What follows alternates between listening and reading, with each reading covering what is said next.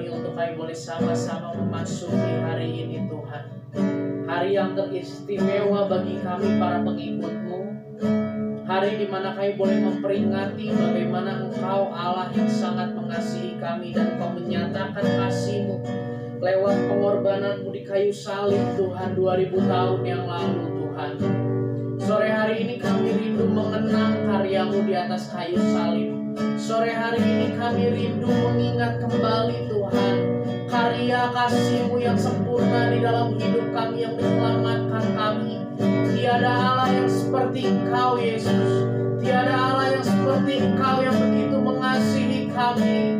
Dan kami bersyukur Tuhan memiliki Allah yang seperti Engkau.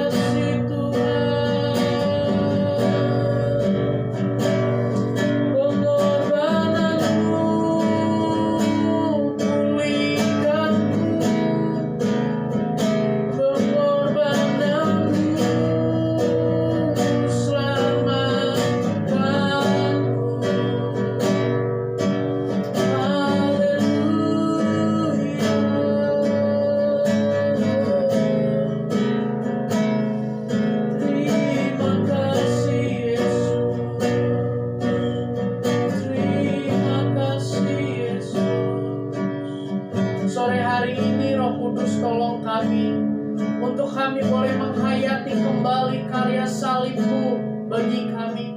Untuk sore hari ini kami boleh memfokuskan segenap hati pikiran kami tertuju hanya kepada Engkau, terkhusus mengingat karya-Mu di kayu salib Tuhan. Terima kasih Bapa untuk kasih-Mu yang besar. Dimanapun kami berada sore hari ini Tuhan, Roh Kudus bekerja di dalam kami. Roh Kudus yang menolong kami dan memampukan kami untuk terkonek, terhubung dengan Engkau. Terima kasih Tuhan, terima kasih Bapa.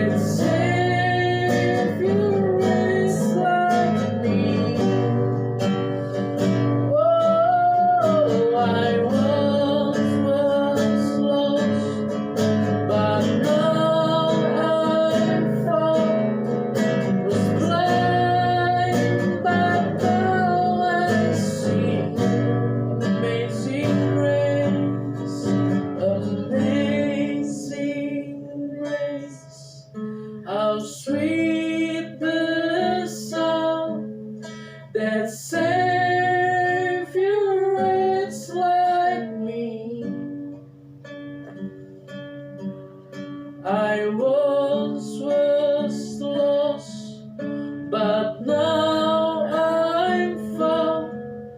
Was blind, but now I see. Was blind, but now I see. Thank you, Jesus. Was blind, but now I see.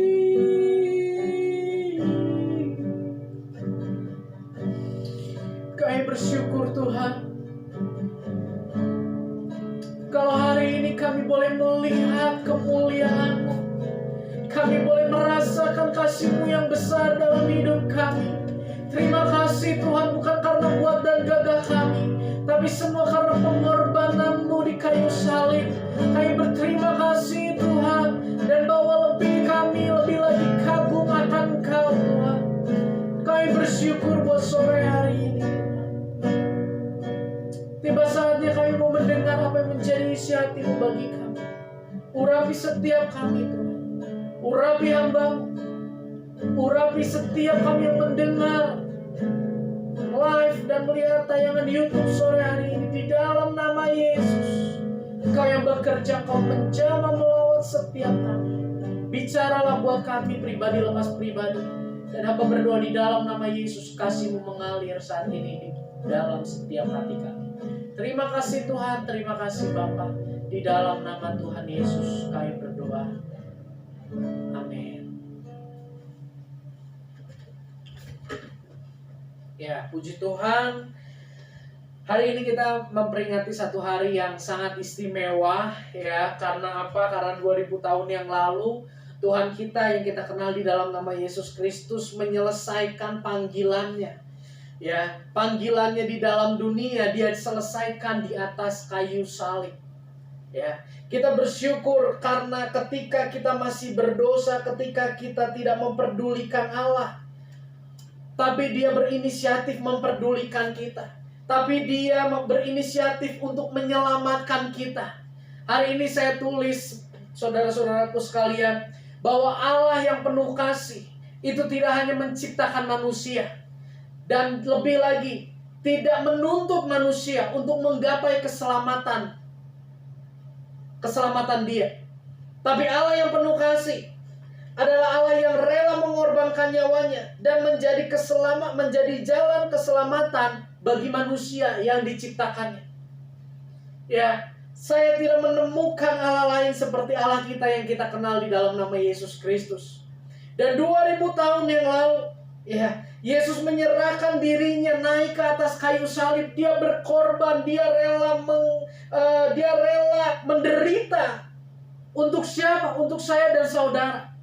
Dia lakukan itu semua kenapa? Karena Dia sangat mengasihi saya dan saudara.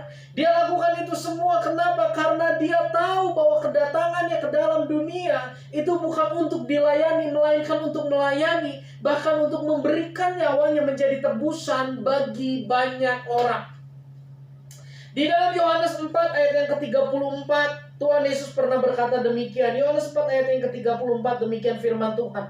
Kata Yesus kepada mereka, kata Yesus kepada murid-muridnya, makananku ialah melakukan kehendak Dia yang mengutus aku dan menyelesaikan pekerjaannya. Selain kita melihat penyalipan Yesus tentang kasih-Nya kepada manusia, kita pun harus melihat bahwa penyalipan Yesus ini pun berbicara tentang Dia menyelesaikan apa yang menjadi kehendak Bapa di dalam kehidupannya. Di dalam Yohanes 3 ayat yang ke-16 Tuhan Yesus pernah katakan, karena begitu besar kasih Allah akan dunia ini, sehingga Ia mengaruniakan anaknya yang tunggal, supaya setiap orang yang percaya kepadanya tidak binasa, melainkan beroleh hidup yang kekal. Dan di dalam Markus 10 ayat yang ke-45, Yesus pernah berkata, sebab anak manusia datang bukan untuk dilayani, melainkan untuk melayani. Bukan untuk dilayani, melainkan untuk melayani dan memberikan nyawanya menjadi tebusan bagi banyak orang. Lewat 3 ayat ini kita tahu bahwa penyalipan Yesus ketika Yesus naik ke kayu salib itu pun berbicara bagaimana kesetiaan Dia. Kesetiaan Yesus menghidupi apa yang menjadi kehendak Bapa di dalam kehidupan Yesus. Ada satu poin yang menarik di balik keberhasilan Yesus melakukan kehendak Bapa sampai akhir hidupnya. Poin tersebut adalah penyangkalan diri. Tanpa penyangkalan diri, Yesus tidak dapat menyelesaikan panggilan Bapa di sorga. Tanpa penyangkalan diri, Yesus tidak bisa menyelesaikan apa yang menjadi kehendak Bapa lewat kehadiran Yesus ke dalam dunia. Sepanjang hidupnya Yesus menghidupi penyangkalan diri. Mulai dari ketika firman Tuhan menulis ya bagaimana Yesus lahir di kandang domba ketika memperingati Natal. Dia yang tadinya di sorga mulia, dia yang tadinya di tempat yang sangat nyaman luar biasa, tapi dia harus turun menjadi manusia yang penuh keterbatasan, dan dia harus lahir datang ke dunia di sebuah tempat yang sangat-sangat tidak layak. Di situ Yesus sudah melakukan sebuah penyangkalan diri. Berlanjut ketika dia harus hidup di bawah binaan Yusuf dan Maria, kedua orang tuanya. Di situ pun Yesus yang adalah Allah sendiri, dia yang lebih pintar, dia yang lebih berhikmat, dia yang lebih tahu, segala tahu lebih daripada Maria dan Yusuf. Tapi dia melakukan penyangkalan diri. Dia tunduk, dia mau dididik, dibina oleh Yusuf dan Maria. Dan ketika Yesus mulai pelayanannya, diawali dengan bagaimana dia naik ke atas bukit, dia berdoa, di padang gurun dia berdoa 40 hari, 40 malam. Dan setelah itu Yesus dalam kondisi yang lapar, iblis datang. Di situ pun Yesus menyangkal diri. Terlebih lagi ketika menjelang penyaliban, kita semua tahu kisahnya. Bagaimana Yesus difitnah, bagaimana Yesus dihianati, bagaimana Yesus ditinggalkan. Tapi dia tidak membalas. Dia tidak membela dirinya. Bahkan ketika dia berdoa di Taman Getsemani, dia katakan, "Jikalau boleh cawan ini lalu daripadaku, tapi bukan kehendakku yang jadi, melainkan kehendak Bapa yang terjadi." Dan setelah beres doa itu, Yesus amin, Yesus langsung ditangkap oleh sejumlah orang. Dan di situ Yesus tidak berusaha untuk kabur. Di situ Yesus ngerti bahwa kehendak Bapa ialah aku harus naik di kayu salib dan aku harus menjalani proses penangkapan. Dia ikuti proses demi proses. Ketika Yesus difitnah, dia tidak menjawab A, B, C, dia hanya diam. Ketika Pilatus datang kepada Yesus, Pilatus tidak menemukan kesalahan Yesus. Pilatus datang kepada Yesus, Yesus, kamu tahu bahwa aku berkuasa. Yohanes 19 menuliskan, Pilatus berkata, "Aku ini berkuasa untuk menolong engkau." Lalu Yesus katakan, "Engkau tidak berkuasa." Ya, di situ kita bisa nangkep ada jalan yang bisa Yesus ambil, yang bisa Yesus pilih untuk keluar dari rencana Bapa, untuk keluar dari penyalipan yang harusnya dia hadapi. Dia punya kesempatan untuk melakukan itu, tapi itu tidak Yesus lakukan. Dia menyangkal dirinya, dia menyangkal keinginannya, yang kita tahu di dalam doa di Getsemani dia katakan, "Kalau boleh cawan ini lalu daripadaku." Dan pada akhirnya hari ini kita tahu sama-sama, Yesus disiksa, Yesus dicambuk, dia dipakaikan mahkota berduri, lalu dia dinaikkan ke atas kayu salib, dan dia mati di atas kayu salib. Paku dan ikatan tali tidak dapat menahan Yesus di atas kayu salib. Ketika dia terpaku di atas kayu salib, ketika dia terikat di atas kayu salib, dia bisa sangat mudah turun dari atas kayu salib. Ya, dia bisa sangat mudah melakukan mujizat dan dia turun dari atas kayu salib. Dia dapat melakukan mujizat, tapi dia tidak melakukan mujizat. Apa yang dapat menahan Yesus tetap berada di atas kayu salib? Yang dapat menahan Yesus tetap berada di atas kayu salib yang pertama adalah kasihnya kepada Allah Bapa yang mengutus dia. Apa yang bisa menahan Yesus di atas kayu salib? Kasihnya kepada Allah Bapa. Dia mengasihi Bapa, dia mengasihi Allah yang mengutusnya, yang ia tunjukkan dengan penundukan diri kepada kehendak Bapa. Kalau kita bilang kita mengasihi Allah, seharusnya ditunjukkan seperti apa yang Yesus tunjukkan. Kita boleh menundukkan diri kepada kehendak Bapa. Yang kedua yang bisa menahan Yesus di kayu salib adalah kasihnya kepada manusia yang berdosa. Kasihnya kepada Allah dan kasihnya kepada manusia yang berdosa itu lebih besar daripada kasihnya terhadap dirinya sendiri. Kasih kepada Allah itu memampukan Yesus untuk memiliki penyangkalan diri. Penyangkalan diri seringkali dilihat sebagai satu penderitaan, seringkali dilihat sebagai satu kekalahan, seringkali dinilai sebagai suatu kebodohan. Namun, penyangkalan diri yang dilakukan oleh Yesus ini mendatangkan satu dampak yang sangat powerful. Penyangkalan diri yang dilakukan oleh Yesus dilihat oleh manusia sebagai satu kebodohan, satu kegagalan, satu kekalahan, satu ketidakberdayaan. Tapi ketahuilah saudaraku sekalian, saya mau katakan, kematian Yesus di atas kayu salib, penyangkalan dirinya, sekalipun dia bisa lakukan mujizat, tapi dia tidak lakukan mujizat untuk menyelamatkan dirinya, itu berdampak luar biasa buat kita. Apa dampak yang powerful dari penyangkalan diri yang Yesus lakukan? Dampak yang powerful dari penyangkalan diri yang Yesus lakukan tentunya memperdamaikan kita manusia berdosa dengan Allah yang kudus. Paulus pernah menuliskan bahwa di dalam Yesus tembok pemisah antara kita dengan Allah itu sudah dihancurkan. Di dalam Markus 15 ayat yang ke-38, Markus 15 ayat yang ke-38, firman Tuhan menuliskan demikian. Markus 15 ayat 38, ketika itu tabir bait suci terbelah dua dari atas sampai ke bawah. Ketika Yesus mati di atas kayu salib, yang terjadi, salah satu hal yang terjadi adalah tabir bait Allah terbelah dari atas ke bawah. Terbelah dua. Tabir bait Allah itu apa? Tabir bait Allah itu satu tabir, satu penyekat yang menghalangi untuk seorang masuk ke ruang Maha Kudus.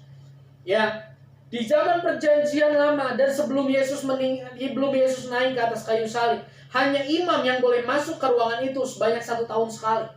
Tapi ketika kematian Yesus di atas kayu salib, tabir itu terbelah menjadi dua. Ini menunjukkan bahwa setiap orang yang percaya kepada Yesus, yang percaya akan pengorbanannya, yang percaya akan karyanya di kayu salib, yang dinilai oleh kebanyakan orang sebagai satu kebodohan.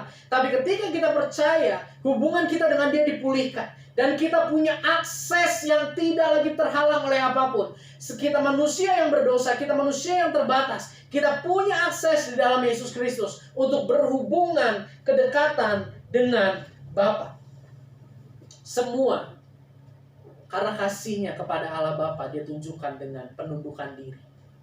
Kasihnya kepada manusia, dia tunjukkan dengan pengorbanan. Penyangkalan diri merupakan hal yang sangat penting. Tanpa penyangkalan diri, Yesus tidak pernah akan ada di atas kayu salib, Bapak Ibu Saudara sekalian. Yesus tidak hanya menghidupi penyangkalan diri, tapi di dalam pelayanannya, Yesus pun mengajarkan untuk murid-muridnya, pengikutnya hidup dalam penyangkalan diri. Kita lihat di dalam Markus 8 ayat yang ke-34. Markus 8 ayat yang ke-34. Demikian firman Tuhan. Lalu Yesus memanggil orang banyak dan murid-muridnya dan berkata kepada mereka, setiap orang yang mau mengikut aku, ia harus menyangkal dirinya dan memikul salibnya dan mengikut aku. Di sini katakan, Yesus memanggil orang banyak dan murid-muridnya. Di tengah kejayaan Yesus, di tengah pengajaran yang luar biasa berhikmat yang Yesus perdengarkan, di tengah mujizat-mujizat yang luar biasa yang Yesus kerjakan dan lakukan, banyak orang yang terpukau, bahkan banyak orang yang mau mengikuti Yesus, ya. Dan mulai mereka bertanya, aku mau ikut Yesus, caranya gimana? Dan Yesus nggak panjang-panjang. Dia katakan, barang siapa yang mau mengikut aku, dia harus menyangkal dirinya dan memikul salib. Mungkin ini terdengar sangat aneh oleh beberapa orang saat itu. Ya, kenapa ikut Yesus kok bicara tentang penyangkalan diri dan memikul salib? Kenapa mengikuti Yesus kok berbicara tentang bukan menghidupi kehendak kita, tapi memikul salib? Dan Yesus beri teladan kepada orang-orang di sana saat itu dan kepada kita hari ini. Bagaimana hidup penuh penyangkalan diri merupakan satu kehidupan yang sangat powerful. Kehidupan yang yang di dalamnya ada penyangkalan diri, menjalani hidup dengan penuh penyangkalan diri, merupakan kehidupan yang menjadi berkat bagi lingkungan. Ternyata penyangkalan diri bukan hanya berlaku untuk Yesus saja. Penyangkalan diri pun berlaku untuk setiap pengikut Yesus. Hari ini kita merayakan Jumat Agung. Beberapa waktu yang lalu kita rajin ke gereja, kita pelayanan, kita ibadah. Ya, apakah kita sungguh-sungguh menjadi pengikut Yesus atau hanya status kita sebagai pengikut Yesus? Ciri utama pengikut Yesus adalah meneladani apa yang Yesus ajarkan dan lakukan. Hari ini kita belajar, karena penyangkalan dirinya, Yesus boleh ada di kayu salib dan dampaknya luar biasa. Saudaraku sekalian, ketahuilah, hari ini kita ada. Hari ini kita bisa terhubung dengan Allah. Hari ini kita bisa menikmati pengampunan dosa. Itu karena ada satu pribadi yang senantiasa hidup dalam penyangkalan diri. Nama pribadi itu adalah Yesus. Dan kalau hari ini kita katakan, aku cinta Yesus, aku pengikut Yesus, lakukan apa yang Yesus ajarkan, lakukan apa yang Yesus teladani bagi kita, yaitu hidup dalam penyangkalan diri. Menunjukkan penyangkalan diri bukan hanya untuk Yesus, tetapi juga harus menjadi gaya hidup seluruh pengikutnya.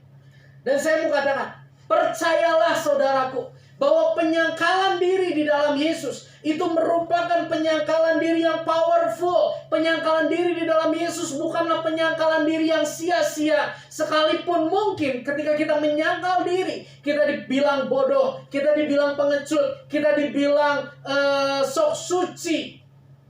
Ya, tapi saya mau katakan, penyangkalan diri di dalam Yesus tidak pernah sia-sia. Di awal saya sudah jelaskan, dampak dari penyangkalan Yesus yang luar biasa, memulihkan hubungan kita dengan Bapa. Dan saya percaya, kalau hari ini kita berkomitmen untuk hidup dalam penyangkalan diri, saya yakin penyangkalan diri yang kita lakukan hari ini, itu akan berdampak luar biasa di kemudian hari. Dan dampak itu, dampak yang bersifat kekal.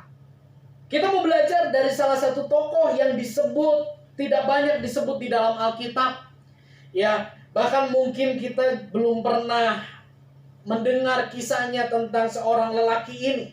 Kita lihat di dalam Markus 15. Markus pasal yang ke-15 ayat yang ke-21. Markus 15 ayat yang ke-21, demikian firman Tuhan. Pada waktu itu lewat seorang yang bernama Simon, orang Kirene, ayah dari Alexander dan Rufus, yang baru datang dari luar kota. Dan orang itu mereka paksa untuk memikul salib Yesus. Ada satu tokoh yang bernama Simon yang datang dari Kirene. Simon dari Kirene. Setelah Yesus diperhadapkan dengan Pilatus dan orang-orang, semua orang Farisi ahli Taurat menyorakkan, memaksa Pilatus untuk membuat keputusan untuk menyalibkan Yesus. Yesus keluar dari tempat Pilatus. Ketika Yesus sedang memikul salib, orang-orang prajurit Roma bertemu dengan seorang yang bernama Simon dari Kirene. Lalu pemerintah prajurit Roma itu menyeru untuk Simon dari Kirene ini mengangkat, memikul salib Yesus. Simon dari Kirene adalah orang Yahudi yang berasal dari Kirene. Itu adalah satu kota di Afrika Utara. Ya, atau lebih dikenal pada saat itu sebagai orang Niger. Ya. Dia datang ke Yerusalem. Saat itu adalah hari perayaan Paskah. Hari merayakan kemerdekaan Israel, keluarnya bangsa Israel dari Mesir. Tentunya Simon dari Kirene ini, dia berangkat dari kotanya dengan satu hati yang sukacita, dengan satu kegirangan karena dia akan bertemu dengan saudara-saudara seiman merayakan kebebasan Israel dari perbudakan Mesir. Dengan satu sukacita dia datang. Perjalanan yang ditempuh kurang lebih 1.500 km. Dia datang ke Yerusalem. Setibanya di Yerusalem, firman Tuhan katakan, mungkin Simon dari Kirene ini dia sudah mendengar tentang Yesus dan dia pengen melihat Yesus itu seperti apa. Dia mungkin datang di barisan yang paling depan. Lalu tiba-tiba prajurit Roma menyuruh dia untuk bantu Yesus memikul salib. Ya. Saat itu dia dipaksa untuk memikul salib. Apa yang dia lakukan? Dia punya hak untuk menolak. Bisa saja dia menolak. Walaupun setelah dia menolak mungkin dia dimarahin sama prajurit Roma, ya. Tapi yang di sini yang kita tahu, dia putuskan untuk memikul salib Yesus. Oke deh, katakan dia memikul salib itu karena dipaksa oleh prajurit Roma untuk dia memikul salib. Saat itu Simon memikul salib, menyangkal dirinya dalam keterpaksaan. Mungkin di dalam hatinya Simon bertanya, mengapa harus saya yang dipilih? Tapi saya mau katakan sekali lagi, penyangkalan diri Simon dari Kirene, sekalipun saat itu dia menyangkal dirinya karena dipaksa oleh orang-orang Roma saat itu, tapi penyangkalan dirinya itu tidaklah sia-sia.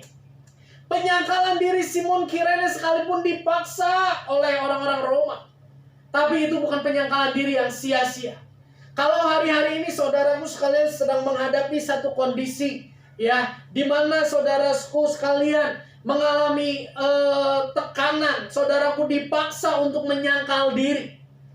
Ketika Bapak Ibu saudaraku sekalian melakukan penyangkalan diri itu sekalipun karena dipaksa, tapi Bapak Ibu melakukannya dengan meneladani Yesus, saya katakan penyangkalan Bapak Ibu saudara sekalian tidak akan berujung pada kesia-siaan. Apa yang terjadi dalam diri Simon Kirene yang saat itu dia menyangkal diri karena sebuah keterpaksaan? Kita lihat di dalam Kisah Para Rasul 13. Kisah Para Rasul 13 ayat yang pertama. Kisah Para Rasul 13 ayat yang pertama, demikian firman Tuhan.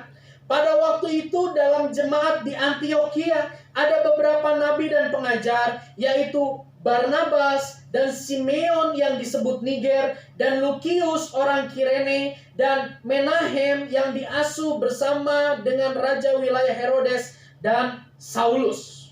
Ya, di dalam Kisah Para Rasul 13 di sini menceritakan bagaimana jemaat mula-mula bertumbuh.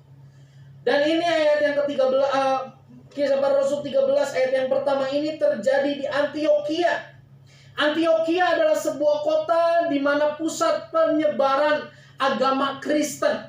Ya, di situ berkumpul orang-orang percaya Yesus, di situ berkumpul orang-orang yang mau lebih lagi mengenal Yesus, dan penyebutan Kristen itu pertama muncul di Antiokhia.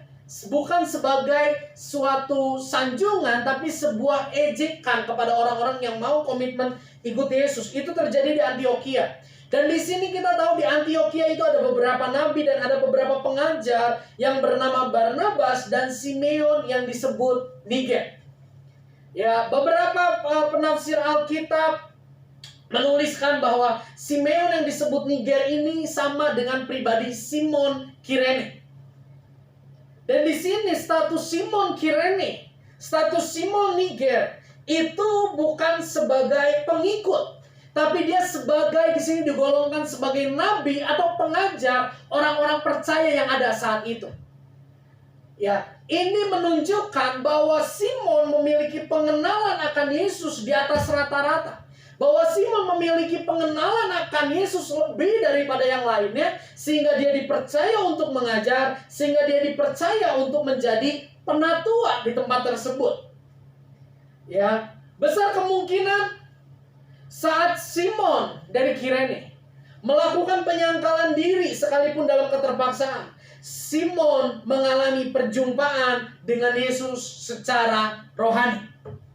Saat itu Simon dari Kirene disuruh untuk memikul salib Yesus. Yesus berjalan di depan dengan punggung yang sudah tercabik, dengan mahkota berduri, dengan diolok-olok oleh banyak orang yang ada di situ, dan Simon Kirene memikul salib Yesus berjalan di belakangnya.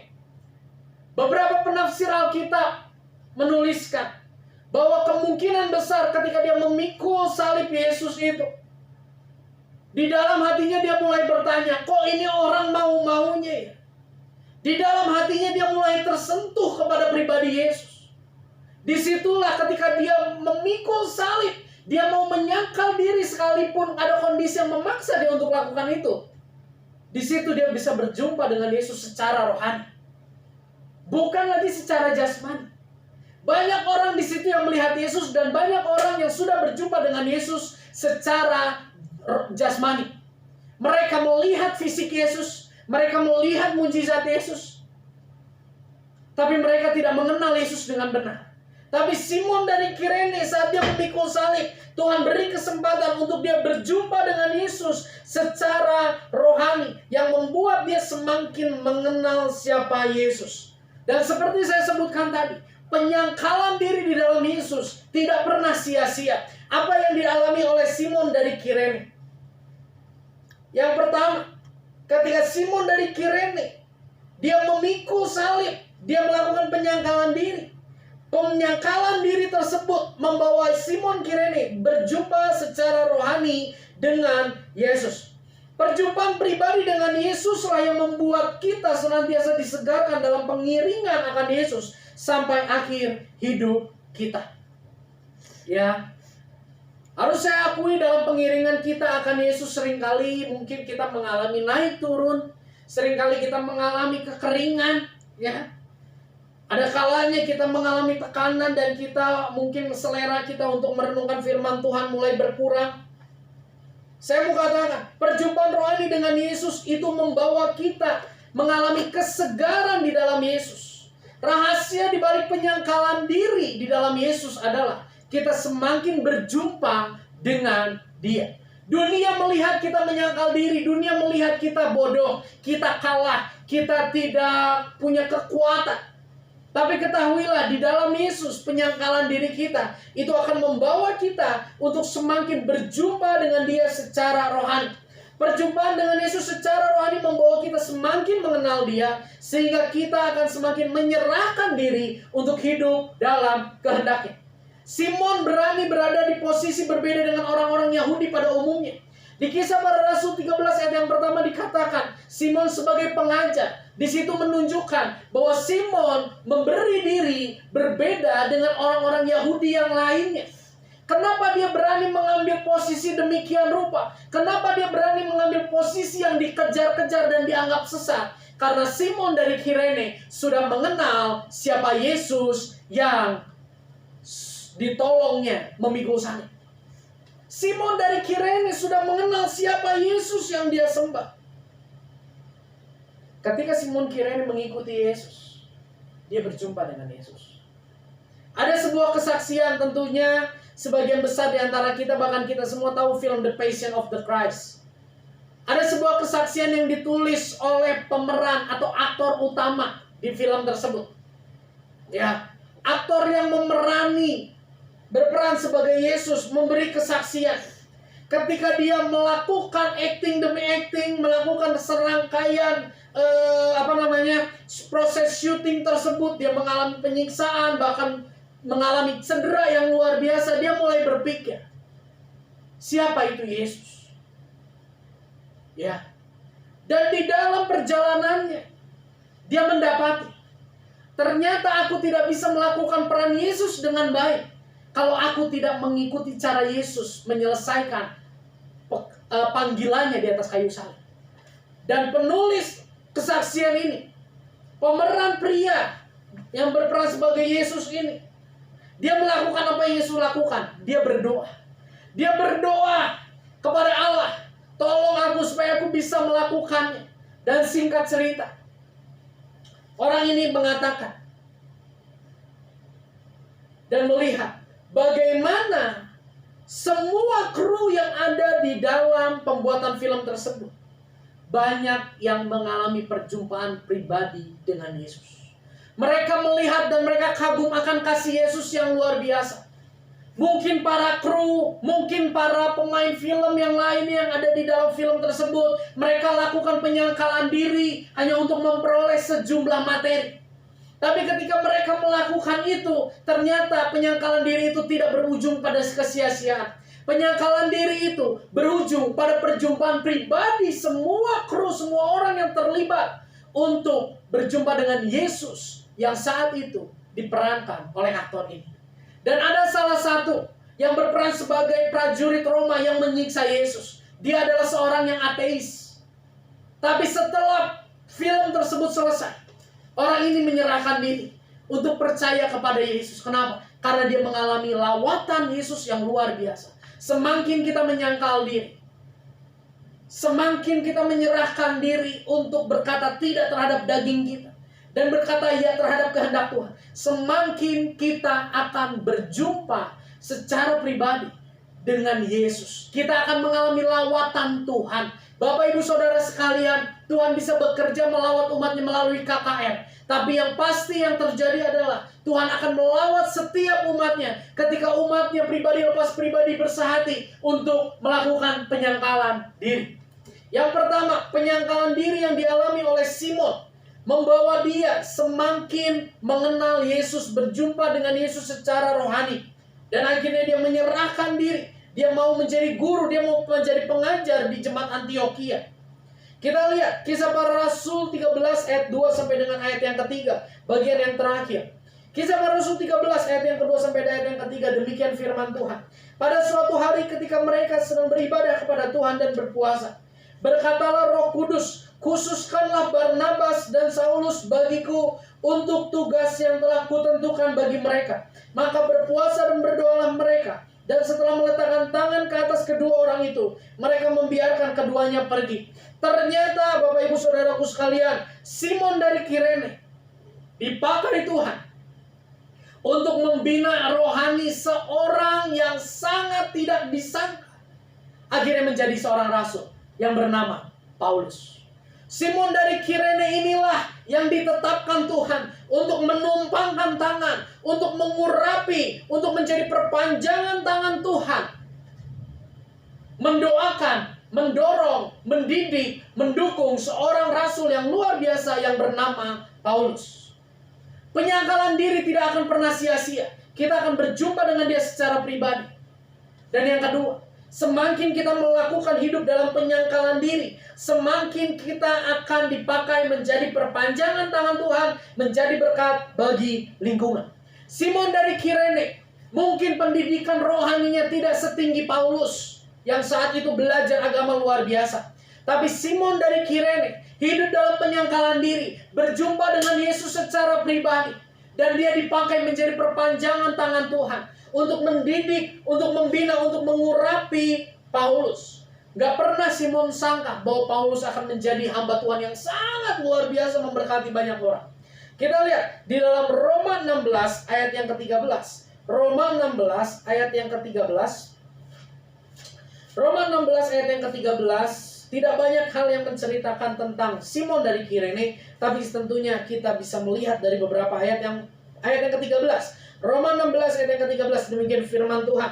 Salam kepada Rufus. Siapa itu Rufus? Rufus adalah anak dari Simon Kirene. Simon Kirene punya dua anak, yaitu Alexander dan Rufus.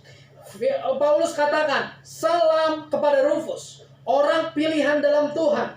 Dan salam kepada ibu dari Rufus, yaitu istri dari Simon, yang bagiku adalah juga ibu. Di sini kita lihat Paulus memberi salam kepada Rufus yang tinggal di Roma saat itu, yang melayani di Roma saat itu. Ya, kepada Rufus dan juga ibunya Rufus atau istrinya dari Simon Kirene. Dan dia katakan, dia juga yang bagiku juga ya, dia adalah seorang ibu. Artinya Paulus menganggap istri dari Simon Kirene sebagai ibu. Begitu juga Paulus menganggap Simon dari Kirene sebagai bapak. Bukan bapak dan ibu secara jasmani, tapi bapak dan ibu secara rohani. Pribadi yang menyerahkan diri untuk mendidik, untuk mengajar, untuk mendukung, untuk berdoa bagi pelayanan Paulus. Ya, penyerahan diri yang Simon Kirene lakukan saat dia sampai ke Yerusalem. Dia harus memikul salib. Itu tidak berujung di kesia-siaan. Dia menjadi orang yang berjumpa dan mengenal Yesus secara pribadi. Dan dia menjadi alat perpanjangan tangan Tuhan. Penyangkalan diri kita tidak dapat. Saya mau katakan saudaraku sekalian, penyangkalan diri kita tidak dapat mendatangkan pengampunan dosa bagi lingkungan kita. Karena kita pun manusia berdosa. Namun, penyangkalan diri kita dapat membawa lingkungan berjumpa dengan Yesus, sehingga lingkungan mengalami pengampunan dosa di dalam Yesus. Itu kuasa penyangkalan diri yang saya percaya Tuhan akan nyatakan buat kehidupan setiap kita. Ya, penyangkalan diri Simon membawa dia mengalami perjumpaan pribadi dengan Yesus. Penyangkalan diri Simon membawa dia menjadi rekan sekerja Allah bagi Paulus, dan pada akhirnya Paulus menjadi bapa rohani bagi banyak orang percaya, bahkan mungkin lebih banyak daripada Simon Kirene. Di sini kita bisa belajar, jangan menyerah hidup dalam penyangkalan diri. Momen Jumat Agung ini biarlah mengingatkan kita bahwa kita pun harus meneladani Yesus, hidup dalam penyangkalan diri. Penyangkalan diri tidak akan pernah sia-sia. Yang pertama, kita akan berjumpa dan mengenal Dia secara pribadi. Yang kedua, kita akan dipakai Tuhan menjadi perpanjangan tangan Tuhan. Kita akan dipakai Tuhan menjadi perpanjangan tangan Tuhan untuk menjadi berkat bagi lingkungan. Saya akan tutup dengan sebuah kesaksian. Saya kenal dengan seorang usianya di bawah saya. Di masa-masa work from home ini, ya, dia menyelesaikan tugasnya, lalu dia banyak waktu di rumah. Dan Tuhan gerakan dia untuk dia jadi berkat. Ya, dia mulai aktif di Instagram, dia pasang story, aku mau berdoa buat kamu. Aku mau berdoa buat kamu. Dan mulai banyak orang yang melakukan direct message. Ya, mulai banyak orang yang melakukan direct message. Dan ketika DM itu masuk, pokok-pokok doa itu masuk, dia mulai berdoa, bukan buat dirinya sendiri, tapi buat orang-orang yang masuk ke direct message-nya dia. Dia mulai berdoa, tidak cuma berdoa. Dia menanya sama Tuhan, Tuhan, firman Tuhan apa yang Tuhan mau sampaikan buat temanku ini. Dan Tuhan memberi dia apa yang menjadi firman-Nya buat orang-orang itu. Teman saya ini dia tidak tahu kondisi secara spesifik yang dialami oleh orang yang minta untuk didoakan. Tapi feedbacknya, beberapa orang katakan, terima kasih, ayat yang kau kirim itu sangat menguatkan aku. Teman saya ini melakukan penyangkalan diri. Dia bisa main game, dia bisa lakukan apa di rumah, dia bisa istirahat. Tapi dia pakai waktu yang ada buat dia, tidak untuk. Dia pakai waktu yang ada pada dia, tidak untuk memanjakan diri, tapi untuk dipakai jadi perpanjangan tangan Tuhan. Dan hidupnya jadi berkat. Penyangkalan diri kita tidak pernah sia-sia. Saya akan tutup dengan sebuah ayat di dalam 1 Petrus 4. 1 Petrus 4 ayat yang ke-1 sampai dengan ayat yang ke-3. 1 Petrus 4 ayat 1 sampai dengan ayat yang ke-3. Demikian firman Tuhan.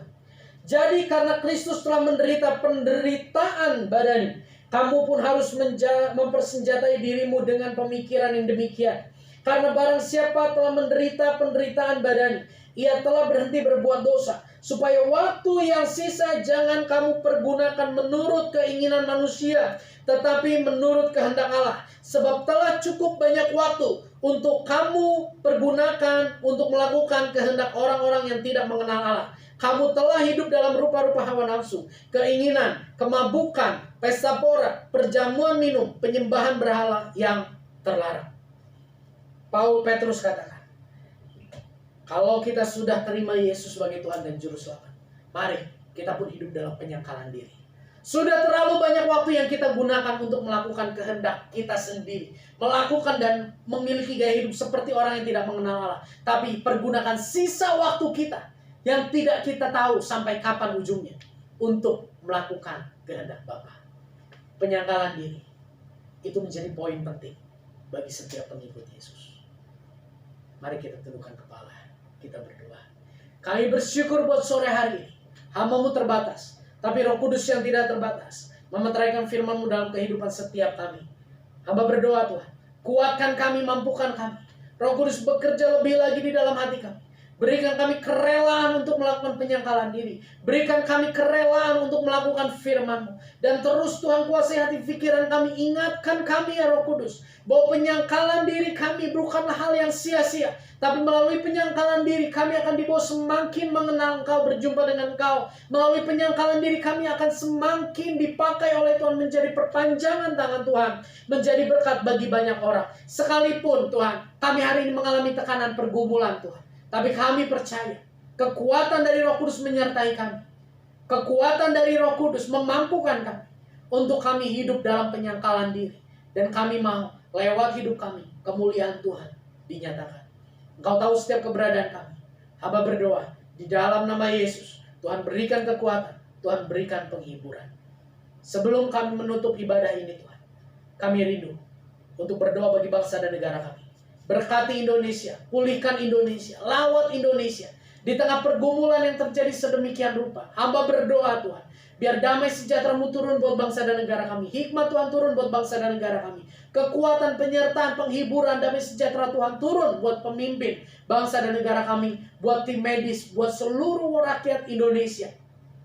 Sehingga lewat kondisi ini Tuhan, membawa Indonesia berbalik kepada Engkau. Hamba berdoa Tuhan, malam hari ini, untuk semua pasien yang hari-hari ini mungkin dirawat di rumah sakit, yang mengalami terpapar virus COVID-19. Tuhan berikan kekuatan, Tuhan berikan pengharapan, Tuhan berikan semangat baru. Hamba berdoa untuk setiap dokter, suster, pasien yang merupakan anak-anak Tuhan. Biarlah lewat keberadaan mereka Tuhan, mereka boleh menjadi saksi. Dan lewat kesaksian mereka, orang-orang di sekitar mereka, sesama perawat, pasien, boleh mengenal Yesus sebagai Tuhan dan Juru Selamat dan pengharapannya dibangkitkan. Sebelum kami berpisah Tuhan, kami mau menerima berkat yang daripada Allah Bapa. Terimalah berkat daripada Allah Bapa, cinta kasih daripada Tuhan Yesus Kristus, persekutuan dengan Roh Kudus, hati yang mengasihi Tuhan, hati yang rindu dekat dengan Tuhan, kekuatan dari Tuhan untuk kami semua menjadi pelaku firman Tuhan, ada saat ini sampai selama-lamanya. Memberkati Tuhan, sekolah, perkuliahan, pelajaran, pekerjaan, keuangan, keluarga, kesehatan, pergaulan, masa depan. Terlebih lagi kerohanian kami. Semua yang Tuhan percayakan kepada kami, kami mau melakukannya dengan penuh ucapan syukur, sehingga mendatangkan kemuliaan bagi nama Bapa di surga. Terima kasih Tuhan, terima kasih Bapa. Di dalam nama Tuhan Yesus kami berdoa. Amin. Puji Tuhan, Tuhan Yesus memberkati.